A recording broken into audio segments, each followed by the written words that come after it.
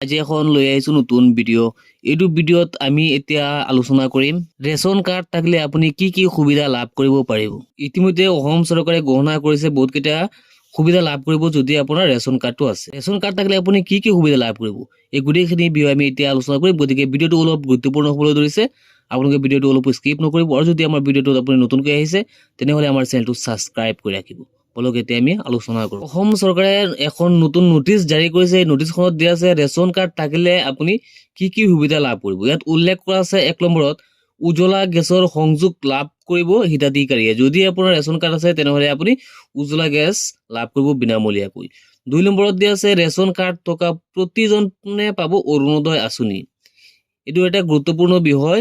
যিসকলৰ ration card আছে সেই প্ৰত্যেকজনে কি পাব, অৰুণোদয় আঁচনি পাব। তাৰ তলত দিয়া আছে 5 কিলোগ্ৰাম পাব চাউল, আপুনি 5 কিলোগ্ৰামকৈ চাউল পাব। লগতে পাব আয়ুষ্মান কাৰ্ড।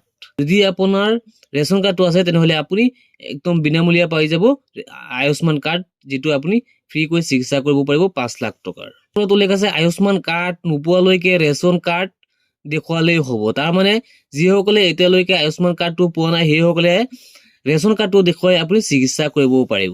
একেবাৰে তলত দিয়া আছে আয়ুষ্মান কাৰ্ডত 5 লাখ টকাৰ বিনামূলীয়া হাস্পাতালৰ খৰচ লাভ কৰিব। যদি আপোনাৰ ৰেশন কাৰ্ড আছে তেনেহ'লে আপুনি 5 লাখ টকাৰ চিকিৎসা হাস্পাতালত বিনামূলীয়া আপুনি কৰিব পাৰিব। আৰু এটা গুড নিউজ আহিছে।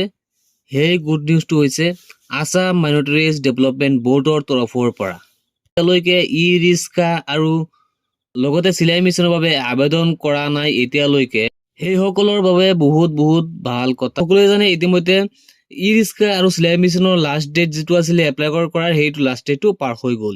কিন্তু এতিয়া আছাম মাইনৰিটিজ ডেভেলপমেণ্ট বৰ্ডৰ তৰফৰ পৰা সেই ডেটখন বঢ়াই দিয়া হৈছে। যিসকলে আগতে কিবা এটা কাৰণত আপোনালোকে এপ্লাই কৰিব পৰা নাছিলে সেইসকলে এতিয়া আপোনালোকে অতি সোনকালে এপ্লাই কৰিব পাৰিব, কিয়নো এতিয়া এই তাৰিখখন বঢ়াই দিয়া হৈছে।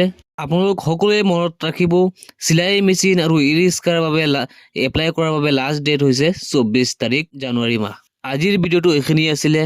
লগ হ'ব নেক্সট ভিডিঅ'ত।